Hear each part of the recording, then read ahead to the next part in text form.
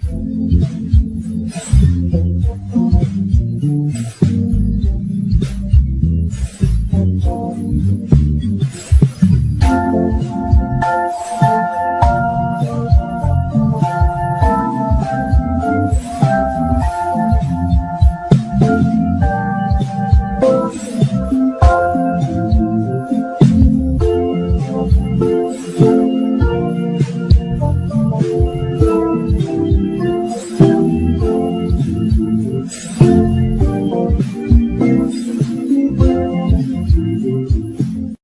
kom ons byna aan die einde van ons program en soos gewoonlik lees ons uit die Nuwe Testament gedeelte.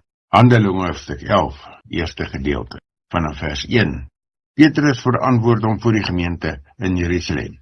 Die apostels en ander gelowiges in Judea het gehoor dat mense wat nie Jode is nie, ook die woord van God aangeneem het. Toe Petrus dan in Jerusalem kom met die Joodse gelowiges hom verwyd, jy het mense besoek wat nie besny is nie en het self saam met hulle geëet. Petrus het dus vir hulle alles mooi uiteengesit. Ek was in Joppe besig om te bid, toe ek in 'n geestesvervoering 'n gesig gesien het, het hy gesê. Ek het iets soos 'n groot doek wat in sy 4 punte neergelaat word uit die hemel sien afkom, en dit het tot by my gekom. Toe ek goed daarna kyk, sien ek daarin 4-voetige diere van die aarde, wilde en kruipende diere, wilde voëls. Ek het toe 'n stem gehoor wat vir my sê, kom Petrus, slag en eet. Maar ek het geantwoord, nooit nie, Here, ek het nog nooit by mond in iets gesit wat onrein of onheilig is nie. 'n tweede keer het die stem uit die hemel gehoor. Wat God rein verklaar het, mag jy nie onrein ag nie. Dit het 3 keer gebeur en daarna is alles weer in die hemel opgetrek. Terselfdertyd het daar 3 mans wat van Caesarea af na my toe gestuur is, by die huis aangekom waar ons tuis was. Die Gees het vir my gesê dat ek nie moet aarzel om saam met hulle te gaan nie. Ek en hierdie 6 broers is die saam met hulle, en ons het in Cornelius se huis ingegaan. Hy het vir ons vertel hoe hy die engel in sy huis sien staan het, wat vir hom gesê het, stuur iemand na Joppe toe en laat vir Simon daar haal, wat ook Petrus genoem word. Hy het 'n boodskap vir jou, waardeur jy gered sal word, jy en jou hele huisgesin. Skaars het ek begin praat, of die Heilige Gees kom op hulle, net soos op ons in die begin. Toe dink ek aan die woorde wat die Here gesê het, Johannes het wel met water gedoop, maar julle sal met die Heilige Gees gedoop word.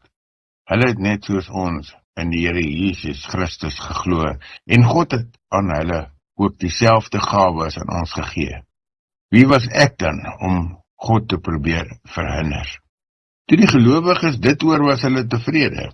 Hulle het God geprys en gesê, God het selfs mense wat nie Jode is nie, tot een keer gebring, om aan hulle die lewe te gee. Die gemeente in Antiochië, deur die vervolging wat na Stefanus se dood ontstaan het, is die gelowiges uitmekaar gejaag.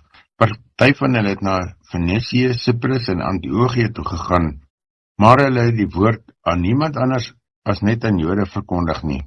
Onder die vlugtelinge was daar sekere mense wat van Cyprus en Cyrene afkomstig was, en wat in Antiochië gekom het en daar ook aan Griekssprekendes die evangelie dat Jesus die Christus is, verkondig het. Die Here het die gelowiges gehelp, sodat daar baie mense tot geloof gekom het en hulle tot die Here bekeer het.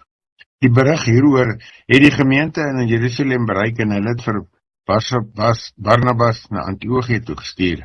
Toe hy daar kom, was hy bly om te hoor hoe God in sy genade onder hulle gewerk het, en hy het hulle almal aangespoor om met hart en siel aan die Here getrou te bly. Barnabas was 'n goeie man, vol van die Heilige Gees en met 'n vaste geloof. 'n aansienlike groep mense is tot geloof in die Here gebring, en Barnabas is na Tarsus toe om vir Saulus te gaan soek. Toe hy hom kry, het hy hom na Antiochië toe gebring, en hulle twee het 'n hele jaar lank saam in die gemeente gewerk en baie mense onderrig. In Antiochië is die gelowiges die eerste keer Christene genoem. In die tyd het daar profete van Jerusalem af na Antiochië toe gekom. Een van hulle met die naam Agabus is deur die Gees gelei om te voorspel dat 'n groot hongersnood die hele wêreld sou tref. Dit het dan ook in die tyd van keiser Claudius gebeur. Gelowiges het toe besluit dat elkeen na sy vermoë sou bydra tot 'n hulpfonds wat vir hulle medegelowiges wat in Judea woon gestuur sou word. Hulle het dit gedoen en die geld met Barnabas en Saulus aan die ouderlinge in Jerusalem gestuur. Dit is dan Handelinge 11 in die 83 vertaling, die gedeelte waar Paulus hom verantwoord voor die gemeente, oor die feit dat hy aan nie-Joodse mense die evangelie verkondig het, en dat hulle ook die Heilige Gees ontvang het. Vandag aanvaar ons het selfsprekend, en die meeste van ons is in elk geval nie Jode nie, maar ons is Christene. En soos ons in hierdie gedeelte gehoor het, is die eerste keer die gebruik is bevestig, dat mense wat in Christus glo, Christene noem is, staan in Handelinge 11, vers 12, nee, vers 27, 26, skoon, Handelinge 11, vers 26. En omdat ons bekend staan as Christene, volgende van Christus, moet ons dit ook uitleef.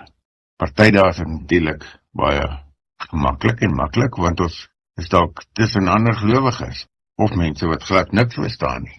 En ander daar is het dalk tussen bekendes, en ons is meer huiwerig.